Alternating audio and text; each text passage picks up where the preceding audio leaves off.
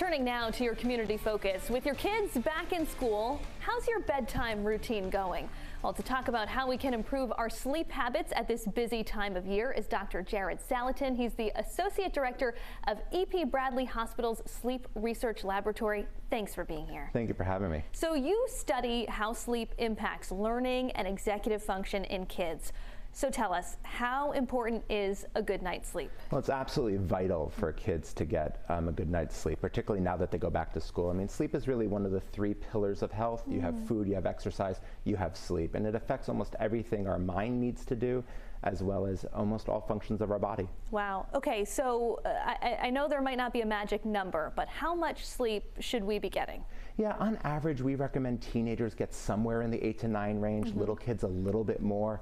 And we recognize that that's hard for most families, so it's really about trying to fit in sleep and making sure that the evening routine is healthy and organized, that the morning routine can be as least stressful as it could be to try and get as much sleep as we can. So let's talk about how to decrease the stress around nighttime and the wake up. What's some advice that you have for parents of both little kids and teenagers for how to make sure that their kids are getting the proper amount of rest? You know, I think really getting prepared to go to bed starts as soon as you come home from school, right? It's getting your homework done on time, it's other aspects of your life and be working the way you want them to work so that when it comes time to sleep, you have a routine that you're ready to go. And then the same in the morning, trying to make sure that you wake up at a time that you can get done what you need to get done, but still get the sleep that you need.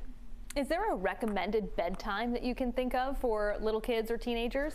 Well, not for each kid specifically, but one thing that I think is really important is to recognize that teenagers need to go to bed a little bit later, wake up a little bit later than their peers and siblings who are younger do. And we all went through that as teenagers, and recognizing that's part of our biology, that's natural. So making room for them to wake up a little bit later and go to bed a little bit later, that's vitally important. And what about electronics? We hear a lot about turning off those cell phones and TVs, laptops before we go to bed. Is that your advice too, to get rid of electronics before bedtime? It's the hardest thing to do. I think it's good for the entire family, for all of us to put our phones away. But certainly I think the guidance we give is if you're on your phone, you're not trying to fall asleep, right? It's literally fighting against your sleep. So trying to get that turned off so that it's not there to wake you up, that's going to help. So here's something I was always guilty of, not getting enough sleep during the week and then sleeping a lot on the weekends. Is that a healthy habit? Well, I think, you know, if you're sleep deprived and you didn't get good sleep that week, obviously our bodies want to make it up. That's natural, that's healthy.